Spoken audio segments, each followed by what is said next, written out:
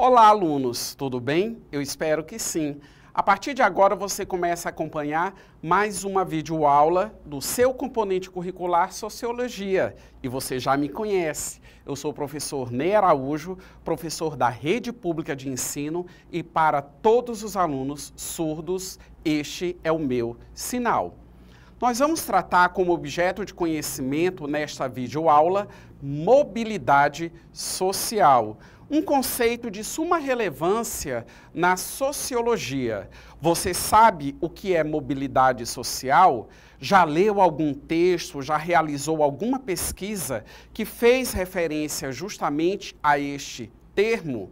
Se sim, você vai consolidar ainda mais o seu aprendizado a partir de agora, e se não, bastante atenção para você aprender comigo o que é que significa a mobilidade social. Vamos para a nossa primeira informação, que nós temos aqui uma imagem e temos a indagação. O que é mobilidade social? E aí nós temos aqui uma imagem bastante interessante. Vocês podem visualizar que existem escadas e há pessoas. Nós temos aqui um indivíduo, né, o primeiro do lado esquerdo, a escada dele quebrada, ele com a mão na cabeça, como quem diz assim, agora o que é que eu faço? Aí o que está na escada do meio, um que parece que está na torcida e o outro está conseguindo escalar. E aí nós temos uma outra escada que ainda é um pouco mais alta, e aí nós temos várias pessoas conseguindo escalar. E agora nós temos um conceito associado à imagem. Conforme a definição do sociólogo Anthony Giddens, mobilidade social é o deslocamento de indivíduos e grupos entre posições socioeconômicas diferentes. Esse movimento de indivíduos ou famílias dá-se dentro do sistema de classes sociais estruturado conforme as categorias socioprofissionais. Ou seja, o conceito de mobilidade social, ele se reporta justamente à questão da ascensão ou não que o indivíduo ele pode ter. E quando nós estamos tratando de mobilidade social, nós estamos tratando de algo que ocorre no modo de produção capitalista. Porque só no capitalismo é que nós vivemos em uma sociedade de classes. E é apenas no modo de produção capitalista que nós podemos verificar a ocorrência desse movimento. E esse movimento, para reforçar, ele acaba envolvendo justamente o quê? A melhora, o aprimoramento das condições econômicas do indivíduo ou a piora das condições econômicas, porque isso também pode ocorrer devido, digamos assim, à busca, às oportunidades que o indivíduo ele possui de se potencializar ou não no que diz respeito ao aspecto financeiro. Mas ao longo dessa videoaula eu estarei aprofundando essa questão com vocês. Agora vocês podem visualizar os tipos de mobilidade social. Aqui eu vou explorar um pouco mais esse tipo de informação a vocês. No número 1, nós temos o quê? Uma mobilidade social que ela é vertical.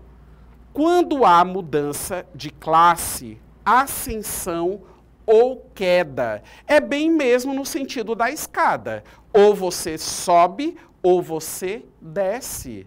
Ou seja, eu sou um trabalhador, procurei a minha qualificação, né, estou ali, tenho as competências, as habilidades para concorrer a muitas vagas, né, a boas vagas, né, no mercado de trabalho e, digamos assim, juntando um pouco com inteligência financeira, eu consegui potencializar as minhas condições financeiras.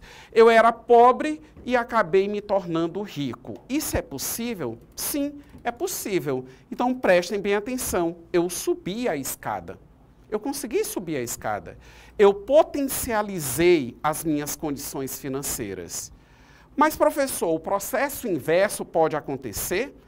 Essa mobilidade social, ela pode estar vinculada a uma descida e até mesmo uma queda dessa escada? Sim, sem sombra de dúvidas. Quantas pessoas existentes no nosso país, que aliás não é uma exclusividade do nosso país, mas quantas pessoas eram comerciantes, empresários, proprietários de negócios bem-sucedidos e que, por exemplo, tiveram a falência dos seus negócios?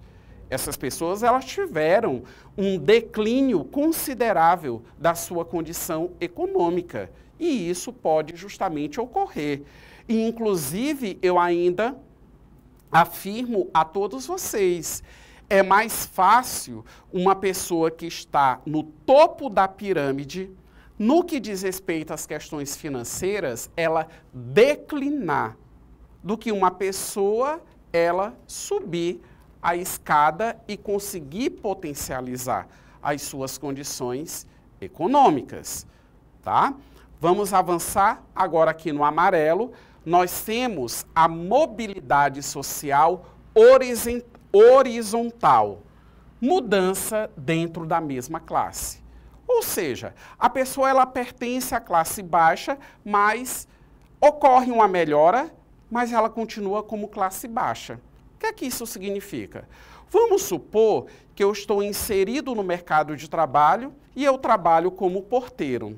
A partir dali eu tenho, digamos assim, uma renda, né? X é o meu salário. E aí o que é que ocorre? Simplesmente eu me qualifico, estudo, busco outras oportunidades no mercado de trabalho e eu consegui uma outra oportunidade de trabalho que, vamos supor, paga o dobro, 3 vezes mais o que eu ganhava no meu vínculo de trabalho anterior.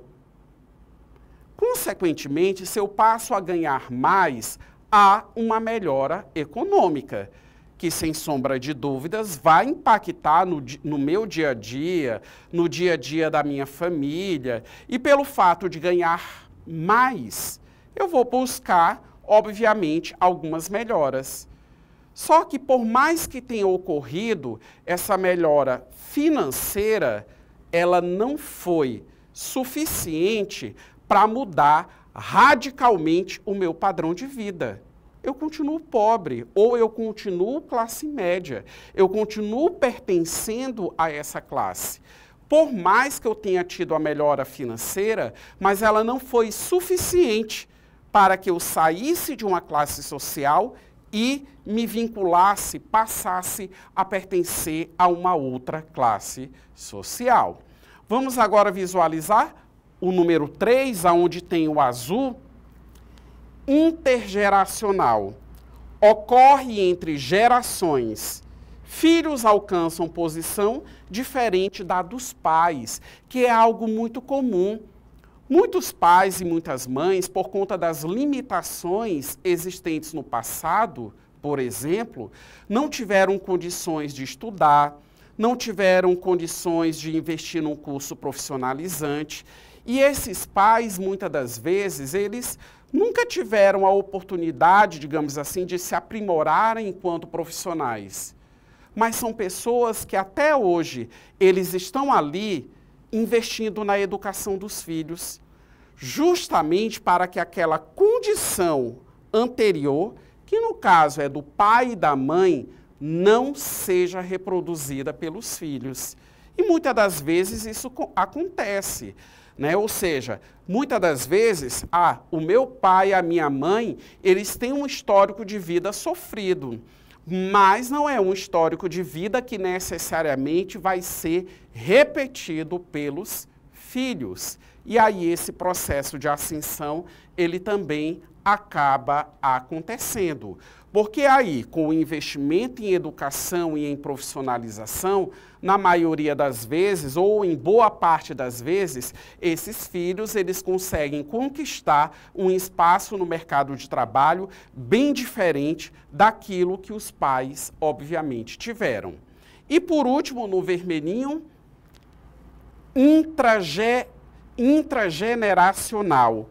ocorre dentro da própria vida do indivíduo, né? Então, é uma forma também em que esse processo de mobilidade social, ele pode ocorrer.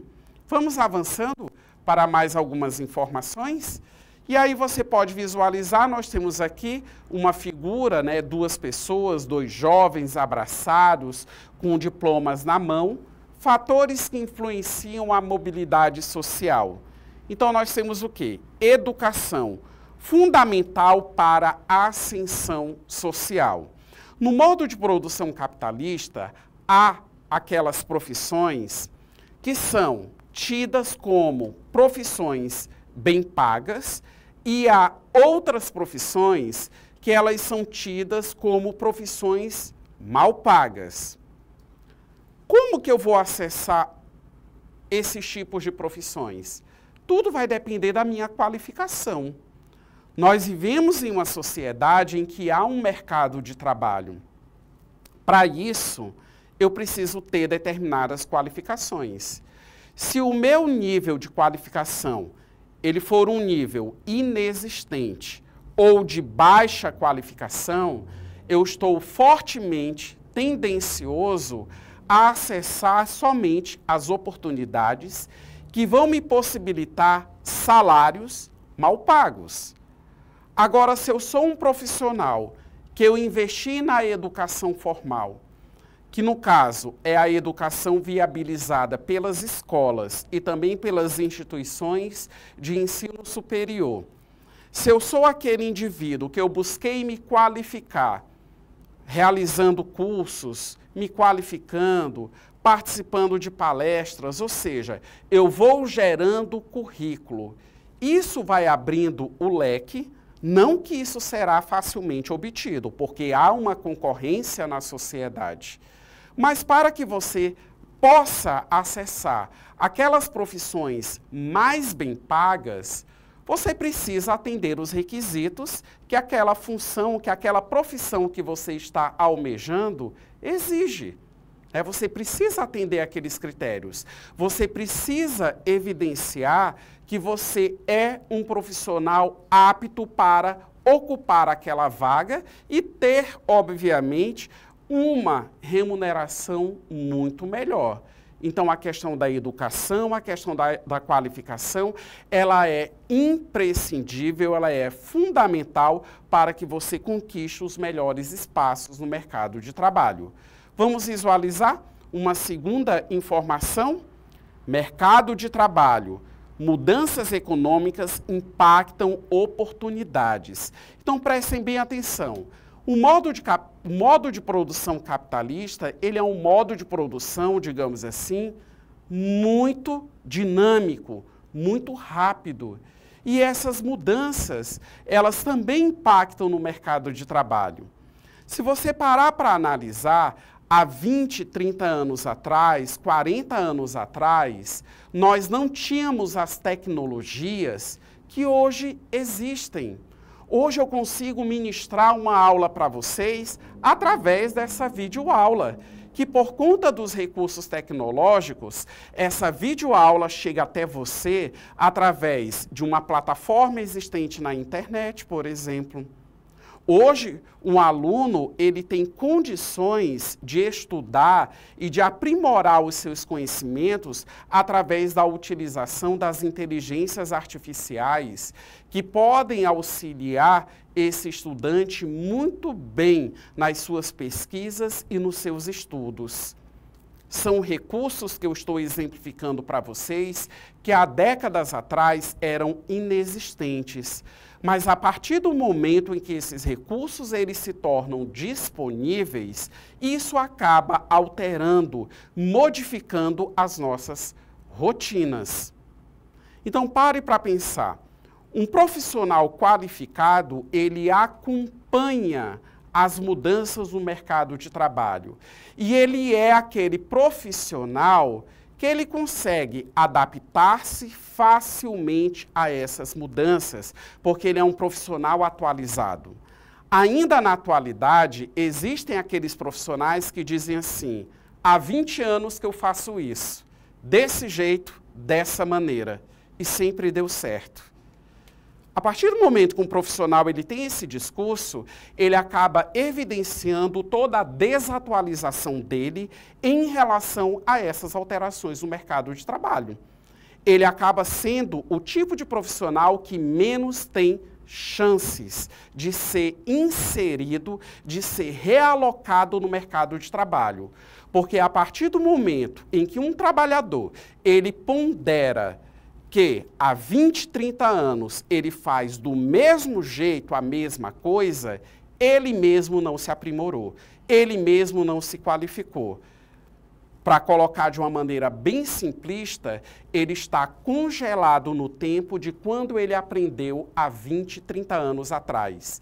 É esse tipo de colaborador que é visado pelo mercado de trabalho? Não.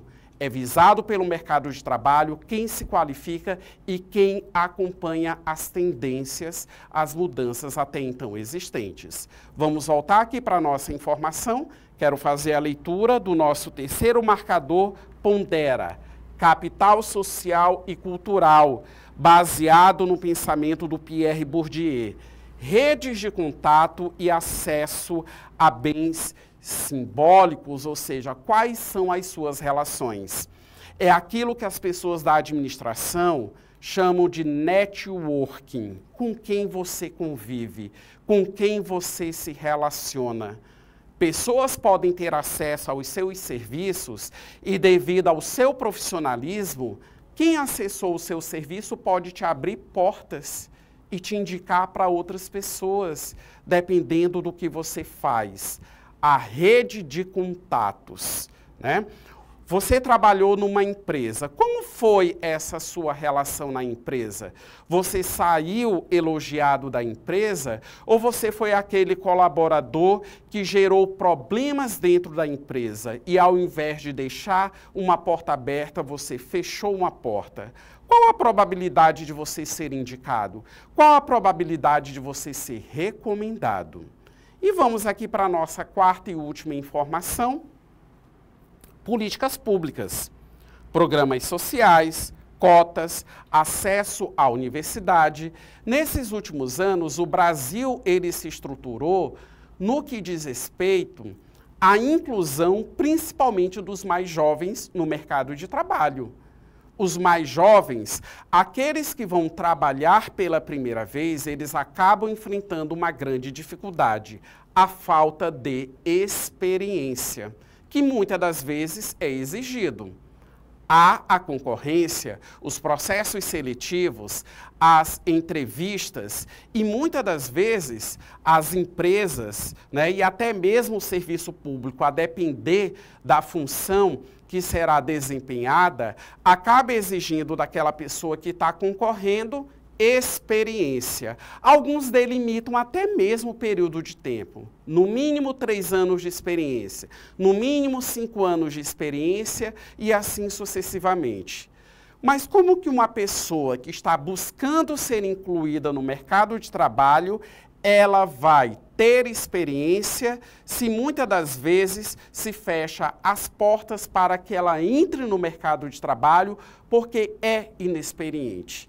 Ninguém começa sabendo, né? Ou seja, todos nós, né? Uma pessoa, por exemplo, como eu, ministrando hoje aula, eu tive que começar, eu tive que ter um ponto de partida. Alguém teve que me acolher em um primeiro momento para que hoje eu seja visualizado como um profissional experiente. Então, o Brasil hoje, através de algumas políticas públicas inclusivas, possibilita a qualificação, né, de muitas pessoas, principalmente os mais jovens, e ainda a inclusão dos mesmos no mercado de trabalho. Vamos visualizar agora. Nós temos aí uma pirâmide feita, né, por algumas pessoas. Você percebe que a base da pirâmide nós temos alguns homens fazendo força. Nós temos 3 homens na parte intermediária, né, também segurando uma base. E no topo, digamos assim, nós temos alguém que está em uma situação muito confortável, né, inclusive com as mãos no bolso. Desigualdade e limites da mobilidade social no Brasil. Eu vou fazer a leitura, né, dos 3 marcadores, né, das 3 informações associadas a cada um dos marcadores.